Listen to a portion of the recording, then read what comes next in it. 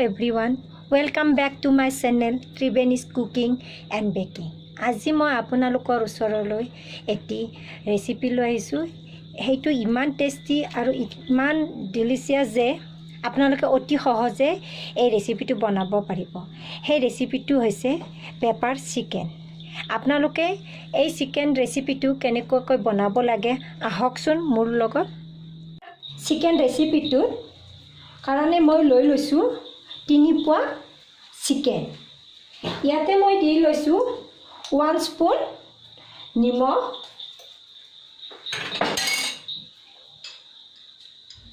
আৰু 1 স্পুন হালধি, আৰু ইয়াতে দি লৈছোঁ মই 1 স্পুন গোলমৰিচ, জালুকৰ গুড়ি। এইখিনি মই এতিয়া ভালকৈ সানি পেলাই কুটিংটো দি ল'ম।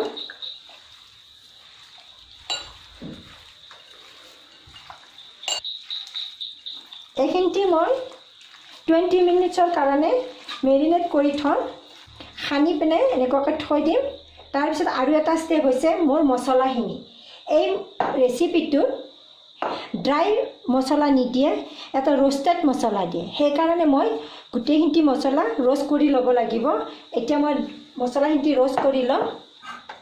এতিয়া মই গেছটো জ্বলাই ইয়াতে এটা লোহাৰ পেন এটা উঠাই দিছোঁ। ইয়াতে ফাৰ্ষ্ট দি দিছোঁ মই গোলমৰিচ জালুক, গোটা জালুক 1.5 চামুচ দি দিছোঁ, আৰু 1.5 চামুচ দি দিছোঁ মই জিৰা, 1/2 চামুচ দি দিছোঁ মই চব গুটি, 2টা লং, 2টা ইলাচি দি দিছোঁ, লং 4টা, আৰু 1 পিচ মই দি দিছোঁ দালচিনি। এইখিনি মই ৰোষ্ট কৰি ল'ম।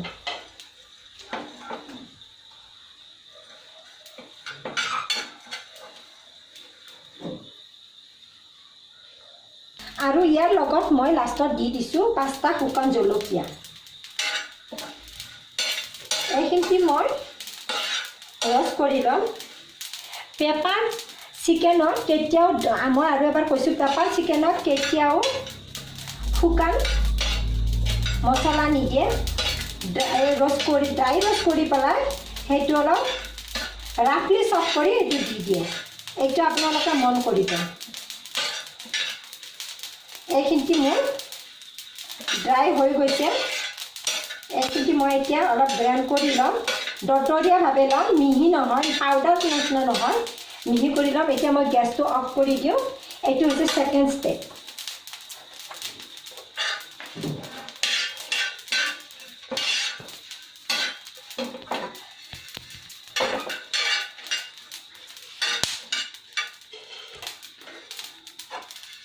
মই যিখিনি চিকেন মেৰিনেট কৰি থৈ দিছিলোঁ, এতিয়া মই তাত 2 স্পুন কৰ্ণফ্ল'ৰ দিম, আৰু এইখিনি মই এতিয়া ভালকৈ মিক্স কৰিম।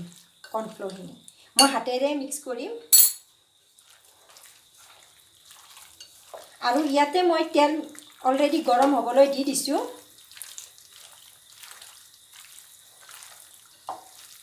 এইখিনি মই এতিয়া চলো ফ্ৰাই কৰিম, ড্ৰাই ফ্ৰাই নহয়।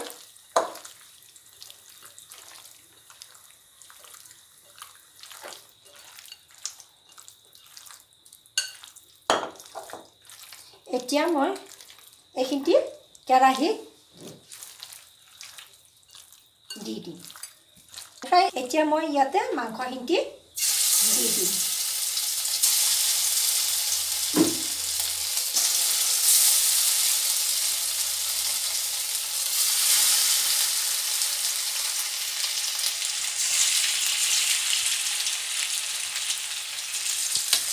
এইটো কম জুইত আপোনালোকে ফ্ৰাই কৰিব।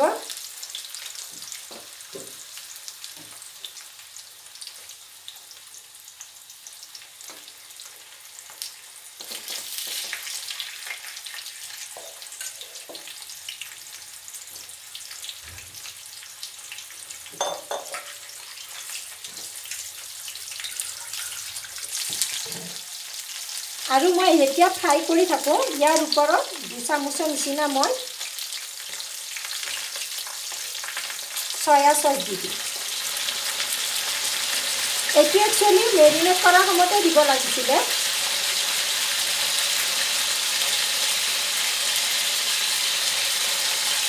দুই চামুচৰ নিচিনা মই সয়া চচ দি দিছোঁ।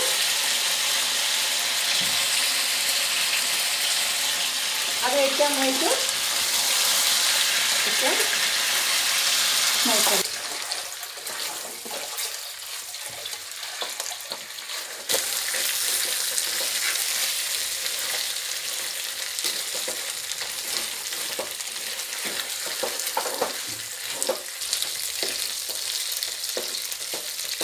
মই এইটো কিন্তু একদম ড্ৰাই নকৰোঁ, ড্ৰাই ফ্ৰাই নকৰোঁ, একদম হেৰি কৰিম।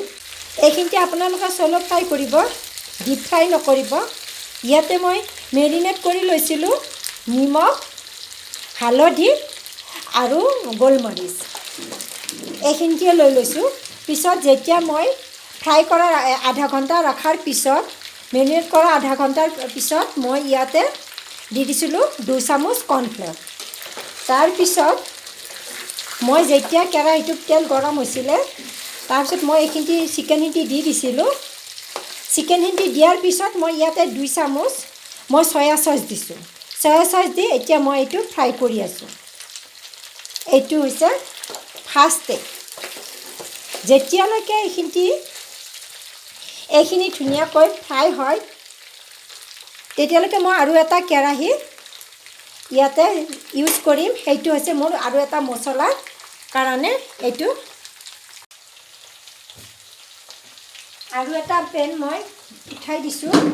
ইয়াতো মই 3-4 চামুচৰ নিচিনা মিঠাতেল দি দিছোঁ। যেতিয়ালৈকে তেলটো গৰম হয়, তেতিয়ালৈকে মই এইফালে যাতে জ্বলি নাযায় এইটো চাই লৈছোঁ।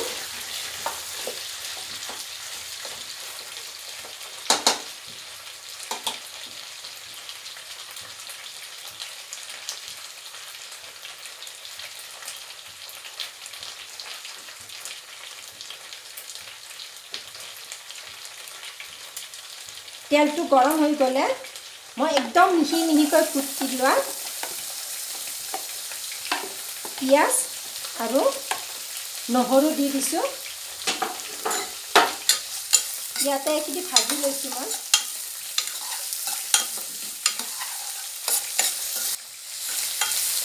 পিঁয়াজখিনি কিন্তু ডাৰ্ক ব্ৰাউন নকৰিব। যেতিয়ালৈকে লাইট ব্ৰাউন হয় তেতিয়ালৈকে অলপ ভাজি ল'ব লাগিব। আৰু ইয়াতেও মই অলপ মছলা দিব লাগিব।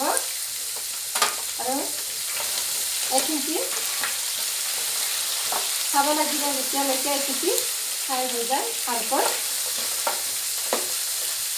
যিহেতু এইটো গোলমৰিচ চিকেন, পেপাৰ চিকেন, সেইকাৰণে ইয়াতে মই গোলমৰিচটো অলপ বেছিকৈ দিছোঁ, জালুকৰ গুড়িটো অলপ বেছিকৈ দিছোঁ। মেৰিনেট কৰা চিকেনত যাতে পানী নাথাকে সেইটো চাই ল'ব। আৰু এইফালে মই আন এটা কেৰাহীত পিঁয়াজ দি দিছিলোঁ। পিঁয়াজখিনি লাইট ব্ৰাউন হৈছে। লাইট ব্ৰাউন হৈছে যেতিয়া মই ইয়াতে ৰাফলি কাটা এটা টমেটো দি দিছোঁ।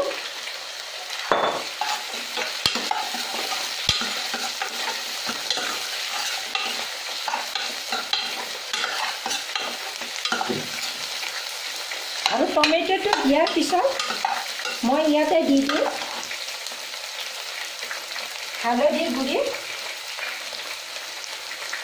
অলৰেডি মই তাত আগতে হালধি দি দিছিলোঁ, এতিয়া সেইকাৰণে মই অলপ কমকৈ দিম হালধিৰ গুড়িটো।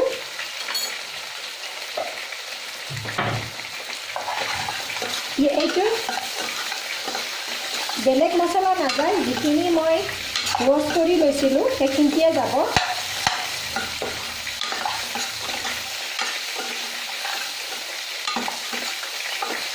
তাৰপিছত এতিয়া মই ইয়াতে দি দিম, অলৰেডি মই ইয়াতে পিঁয়াজ আৰু নহৰু দিয়ে দিছোঁ। এইখিনি একেলগে ফ্ৰাই কৰি লৈছোঁ। এতিয়া মই দি দিম 1 চামুচৰ নিচিনা ইয়াতে আৰু অকণমান মই কালাৰৰ কাৰণে অকণমান জলকীয়া গুড়ি কাশ্মীৰী মিৰ্চ এইখিনি মই একেলগে ফ্ৰাই কৰি লৈছোঁ। যেতিয়ালৈকে বিলাহীটো মেল্ট হৈ নাযায়, গলি নাযায়, তেতিয়ালৈকে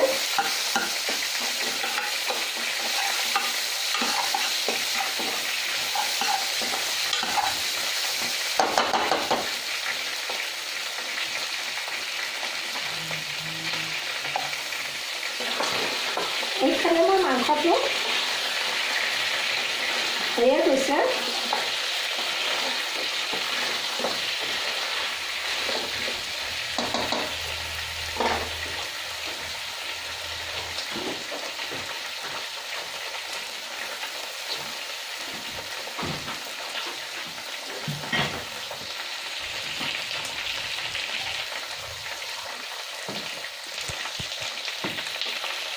মই ইয়াতে দি দিম 1 চামুচ ধনিয়াৰ গুড়ি।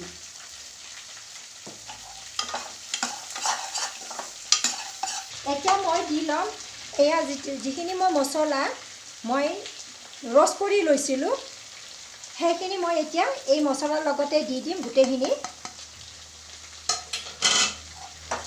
দি দিছোঁ। ইয়াতে আছে এই মছলাখিনিত আছে গোলমৰিচ, জালুক 1.5 চামুচ, গোটা জালুক 1.5 চামুচ আছে, জিৰা 1 চামুচ আছে, চব গুটি 4টা আছে, লং 2টা আছে, ইলাচি আৰু এটা 1 ষ্টিক আছে আপোনাৰ দালচেনি।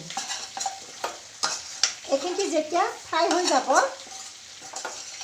মই এইখিনি এতিয়া ইয়াৰ পৰা চিকেনৰ লগত মিক্স কৰি দিম।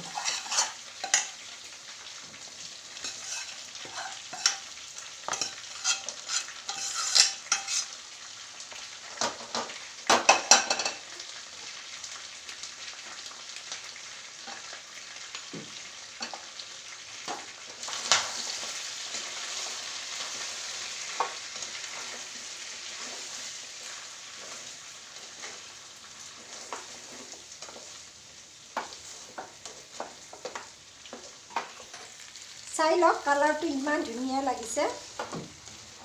যেতিয়া ড্ৰাই মছলাখিনি দি দিছিলোঁ, ড্ৰাই মানে ৰষ্টেড মছলাখিনি,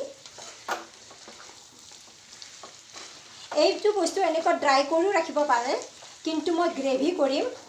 ড্ৰাই কৰিলেও ভাল লাগে, মই ইয়াত ড্ৰাই নকৰোঁ, মই গ্ৰেভি বনাম।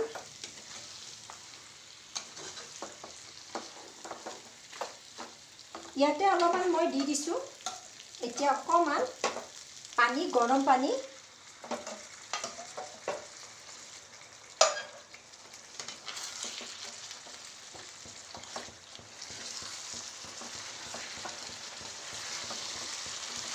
এইটো যেতিয়া বনাব আপোনালোকে ল' টু মিডিয়াম হাইটত দি থাকিব।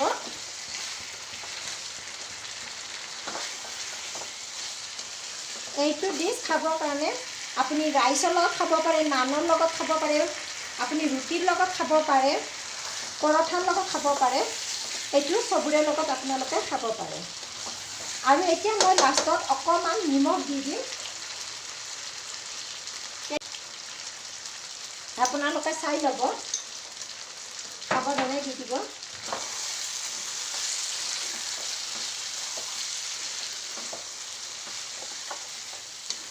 চাই লওক কালাৰটো ইমান ধুনীয়া দেখা হৈছে।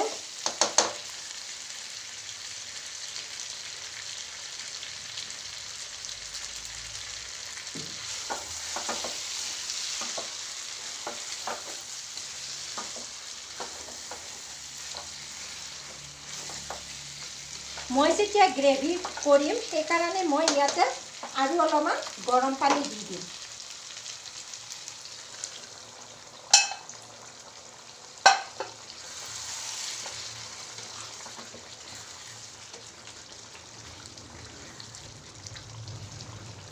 আৰু এইটো চাব আপোনালোকে যদি, মই কিন্তু বন থকা বনাইছোঁ, মই বনলেছ বনোৱা নাই। যদি আপোনালোকে বনলেছ বনায় বেছি ভালকৈ চাব, ভাঙি যাব পাৰে মাংসটো। মই যেতিয়া বনৰ লগত বনাইছোঁ সেইকাৰণে মই অলপ বেছি সময় লৰাই ভাজিব পাৰিছোঁ। এতিয়া টিছটো হৈয়ে যোৱা নিচিনা হৈছে।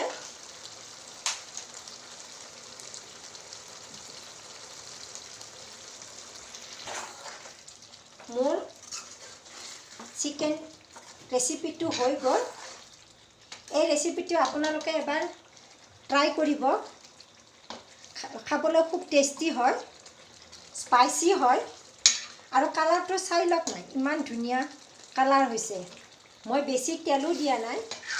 মছলা ইয়াত অৱশ্যে মছলা অলপ পৰে, সেইকাৰণে আপোনালোকে চাব, ইমান বনাই পেলাই খাই চাব, ইমান টেষ্টি হয়। এতিয়া মোৰ এয়া চিকেন পেপাৰ ৰেচিপিটো হৈ গৈছে। এতিয়া মই আপোনালোকক চাৰ্ভ কৰি দেখুৱাম।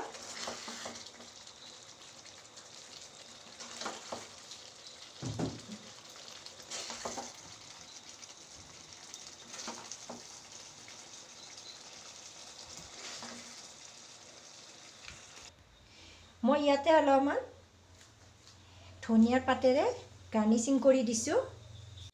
এইটোৱে হ'ল মোৰ চিকেন পেপাৰ ৰেচিপি। এই ৰেচিপিটো আপোনালোকে এবাৰ ট্ৰাই কৰিব। এই ৰেচিপিটো খুব টেষ্টি হয়, ডিলিচিয়াছ হয়। আপোনালোকে এবাৰ বনাই খাব।